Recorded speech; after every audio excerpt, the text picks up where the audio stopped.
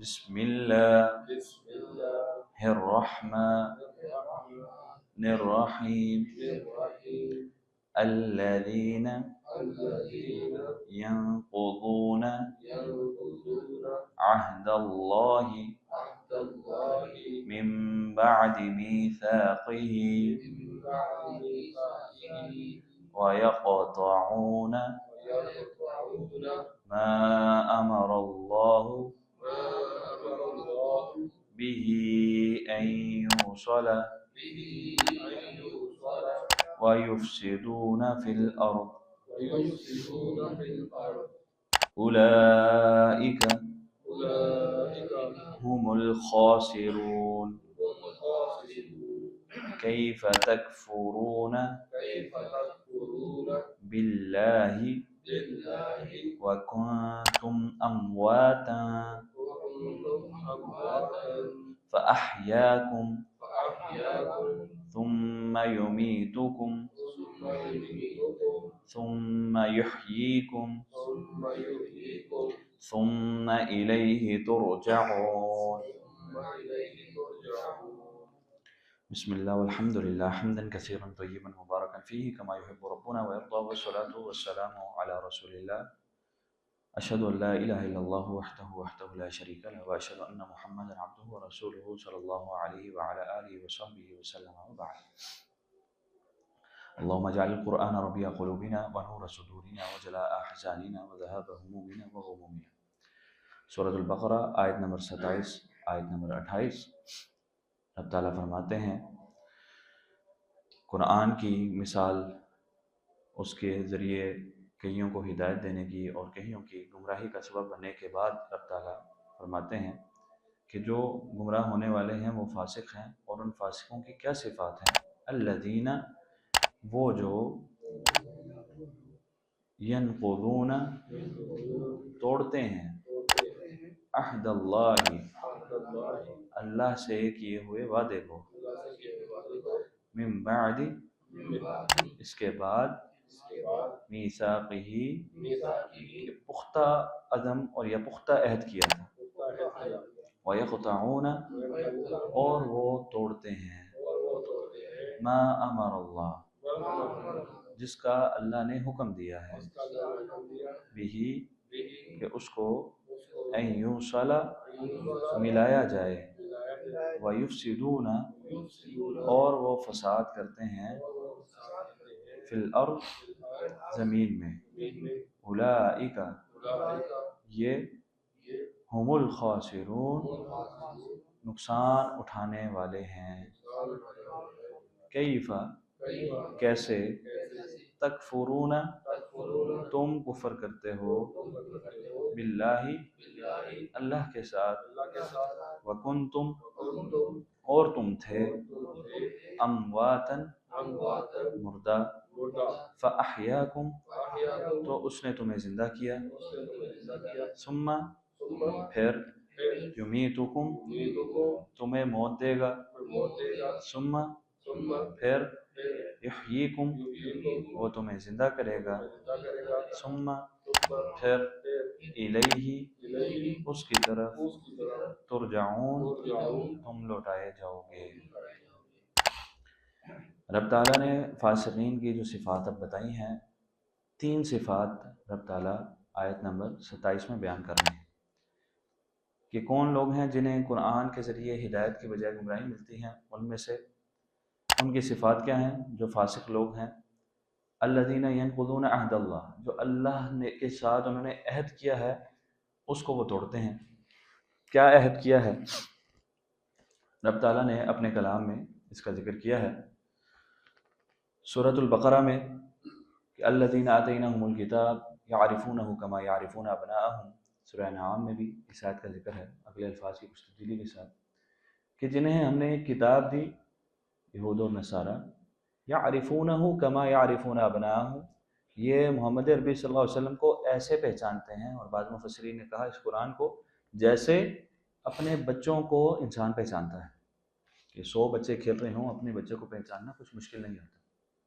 تو یہ آپ علیہ الصلوۃ والسلام کو اس طرح جانتے تھے، اور یہی وجہ ہے کہ اماں جی حفصہ کے جو والد تھے اور ان کے چچا اماں جی بتایا کرتے تھے کہ وہ آپس میں بیٹھ کے باتیں کرتے تھے کہ نبی یہ وہی ہے جس کا ہماری کتابوں میں ذکر ہے، نبی برحق ہے، لیکن ہٹ درمی اور گمراہی اور وہ جو فسق جس کا رب تعالیٰ ذکر کر رہے ہیں وہ ان کے اندر موجود تھا، جس کی وجہ سے اس قرآن نے انہیں ہدایت نہ دی۔ اور اسی طرح اس میں مشرکین بھی آ جاتے ہیں، اس میں تمام کافر شامل ہو جاتے ہیں جنہوں نے رب تعالیٰ کے ساتھ عہد نفس کیا۔ جب رب تعالیٰ نے تمام انسانوں کی روحوں کو پیدا کیا تو تب عہد الست لیا۔ اصل میں موت، اس میں بھی ذکر آ رہا ہے اگلی آیت میں، موت کس چیز کا نام ہے؟ موت انسان کے جسم اور روح کے جدا ہونے کا نام ہے۔ جب انسان کی روح جسم سے جدا ہو اس کو موت کہتے ہیں۔ حَلَّ تَعَالَى الْإِنسَانُ حِينٌ مِّنَ الدَّهْرِ لَمْ يَكُنْ شَيْئًا مَّذْكُورًا، کیا انسان پر ایسا وقت نہیں ہے ایک قابل ذکر چیز بھی نہیں تھی؟ ایک وقت تو وہ تھا کہ روح بھی نہیں تھی، اس کے بعد روح پیدا کی گئی، جسم کے ساتھ کنیکشن نہیں تھا، تب عہد الست لیا گیا، الستُ بربکم، کیا میں تمہارا رب نہیں ہوں؟ قالوا بلا، ہم سب نے بیک زبان کہا تھا آدم سے لے کر کے قیامت تک آنے والے ہر فرد نے کہ قالوا بلا، بالکل آپ ہی رب ہیں، آپ کے ساتھ ہم کسی کو شریک نہیں ٹھہرائیں گے۔ تو یہ عہد کیا تھا۔ اس کے بعد جب انسان دنیا میں آتا ہے تو اس دنیا میں جب آنے کا جسم کے ساتھ انسان کی روح کا تعلق بنتا ہے، اس کو زندگی کہتے ہیں۔ رب تعالیٰ نے اگلی آیت میں 4 مرحلے انسانی زندگی کے بیان کیے، 2 موتوں کا ذکر ہے اور 2 زندگیوں کا۔ تو پہلی موت ہے جب انسان کچھ بھی نہیں تھا، وہ ایک موت، اور اس کے بعد جب انسان اس دنیا میں آیا ہے تو یہ ایک زندگی ہے۔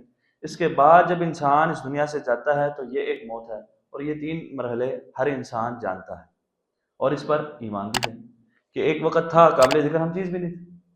تو ایک وہ موت کا وقت تھا، اس کے بعد یہ دنیاوی زندگی ہم گزار رہے ہیں، اس پر بھی ہمارا ایمان ہے۔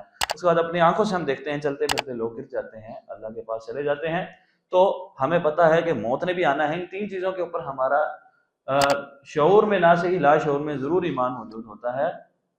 ایک چیز ہے جس کو ہم انکار کر رہے ہوتے ہیں، وہ اس کے بعد کی حیات بعد ممات۔ جب انسان نے اس دنیا سے مرنا ہے، روح کا جسم کا کنیکشن ایک دفعہ جدا ہونا ہے، اس کے بعد جو رب تعالیٰ نے روز محشر تمام انسانیت کو کھڑا کرنا ہے اور اکٹھا کرنا ہے اور زندہ کرنا ہے، اس کو ہم انکار کرتے ہیں، اور اس چیز کا رب تعالیٰ کی آیت میں ذکر کر رہے ہیں۔ تو جو عہد الست لیا گیا تھا عالم ارواح میں، اس کو بھی جو توڑتے ہیں اس عہد کو، وہ سب بھی اس میں شامل ہیں۔ اور وَيَقْطَعُونَ مَا أَمَرَ اللَّهُ بِهِ أَن يُوصَلَ، رب تعالیٰ نے جو چیز ملانے کا حکم دیا تھا وہ کیا ہے؟ صلہ رحمی، رشتہ داری۔ رب تعالیٰ نے، یا جو تعلقات ہیں، دینی تعلقات ہیں، نیک تعلقات ہیں، جن کو ملانے کا حکم ہے، حضور فرماتے ہیں کہ لا يدخل الجنۃ قاطع، یہ قطع رحمی یا رشتہ داری کو توڑنا یہ معمولی گناہ نہیں ہے۔ حضور فرماتے ہیں جو قطع رحمی کرنے والا ہے جنت میں نہیں جائے گا، یعنی ڈائریکٹ جنت میں نہیں جائے گا۔ حدیث کے سبق میں ہم یہ حدیث تفصیل سے پڑھ چکے ہیں۔ تو اس کے ساتھ ساتھ بخاری کی ایک روایت ہے، صحیح بخاری کی، جس میں آپ علیہ الصلوۃ والسلام فرماتے ہیں کہ جب رب تعالیٰ نے تمام مخلوقات کو پیدا کر دیا، اس کے بعد رحم رب تعالیٰ کے پاس آیا اور رب تعالیٰ کے ایک پہلو میں پناہ لی اور کھڑا ہو گیا رحم، اور رب تعالیٰ سے اس نے کہا کہ مجھے یہ ڈر ہے کہ مجھے توڑا جائے گا۔ تو رب تعالیٰ نے کہا رحم کو کہ تو اس بات پہ راضی نہیں کہ جو تجھے ملائے میں اسے ملاؤں، اور جو تجھے توڑے میں اسے توڑ دوں؟ تو اس نے اس چیز پر رضامندی کا اظہار کیا۔ تو یہ کوئی معمولی بات نہیں ہے، جو رشتہ داری کو توڑتا ہے، دینی تعلقات کو خراب کرتا ہے، یہ معاملہ معمولی نہیں ہے، اس پر بڑی سرزنش ہے، اور اس چیز کا ہی رب تعالیٰ یہاں ذکر کر رہے ہیں۔ یہ فاسقین کی دوسری مثال ہے کہ جو رشتہ داری کو توڑنے والے ہیں انہیں قرآن سے کوئی فائدہ نہیں ہوتا، یا قرآن سے وہ ہدایت اس طرح حاصل نہیں کر پاتے جس طرح اس سے حاصل کرنے کا حق ہے۔ اور وَيُفْسِدُونَ فِي الْأَرْضِ، تیسری صفت کیا ہے کہ زمین میں فساد کرتے ہیں، زمین میں فساد کرتے ہیں۔ یہاں پر رب تعالیٰ نے ان 3 لوگوں کا ذکر کر کے یہ بھی ہمیں سمجھا دیا کہ اس میں کفار کی جو 3 کیٹیگریز ہیں، یعنی اہل کتاب، مشرکین اور منافقین۔ یہ فساد فی الارض منافقین کی صفت ہے نا، منافقین زمین میں فساد کرتے ہیں، تو یہاں پر منافقین کا بھی رب تعالیٰ نے ذکر فرما دیا ہے۔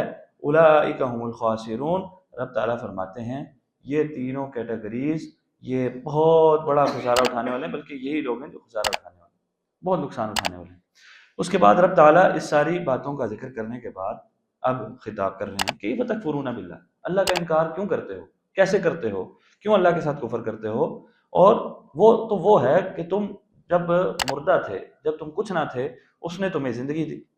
اور جو رب تعالیٰ اپنے کلام میں جا بجا کہتے ہیں کہ جو پہلی دفعہ پیدا کرنا ہے وہ زیادہ مشکل ہوتا ہے نا، تو جس نے پہلی دفعہ پیدا کیا وہ دوبارہ نہیں پیدا کر سکتا۔ جب اس نے وعدہ کیا ہے کہ بھئی پہلی دفعہ جس طرح پیدا کیا میں دوبارہ بھی پیدا کروں گا، تو جو ہم پیدا ہوئے ہیں اس پر تو ایمان ہے، جو بھی نہیں ہوئے اس پر ایمان نہیں ہوتا۔ اگر زبان سے ہے، دل سے ہے، تو عمل میں ہمیں اس کا نہیں، اگر عمل میں ہے، زبان سے ہے، تو دل میں وہ جذبات نہیں، کیفیات نہیں۔ اور کئیوں کا تو حال یہ کہ صرف زبان سے ہی ان کا ایمان ہوتا ہے، نہ دل میں اس کی تصدیق ہوتی ہے اور نہ ہی عمل سے وہ ثابت کر رہے ہوتے ہیں۔ تو رب تعالیٰ فرماتے ہیں کہ یہ جو زندگی تم جی رہے ہو، اس کے بعد تمہیں موت بھی تو آنی ہے۔ اپنے سامنے دیکھ رہے ہو کئی لاشیں گرتے ہیں، تمہارا بھی ایک دن گر جانا ہے، تمہیں بھی کندھا دیا جانا ہے، چارپائی پہ اٹھایا جانا ہے اور قبر میں دفنایا جانا ہے، ایک وقت یہ آنا ہے۔ تو پھر اس سے پہلے تم تیاری کرو، اس سے پہلے رب تعالیٰ پر ایمان لاؤ، عمل صالح کرو، نیک اعمال کرو، اس کتاب سے ہدایت حاصل کرو، فاسقین کی صفات سے بچو، اور رب تعالیٰ نے جو تمہارے لیے احکامات نازل کیے ہیں ان پر عمل کرو تاکہ تمہاری فلاح ہو اور تم کامیاب ہو سکو اور ناکامی سے بچ سکو۔ کیوں؟ ثم یحییکم، اس موت کے بعد جو تمہیں آنی ہے، اس کے بعد اس نے پھر تمہیں زندہ کرنا ہے، ثم الیہ ترجعون، اور اس کی طرف پھر لوٹائے جاؤ گے۔ رب تعالیٰ سے دعا ہے رب تعالیٰ ہمیں خاتمہ بالخیر عطا فرمائے، اور رب تعالیٰ ہمیں اپنے پاس سے بلائے، وہ ہم سے راضی ہو، ہم اس سے راضی ہوں۔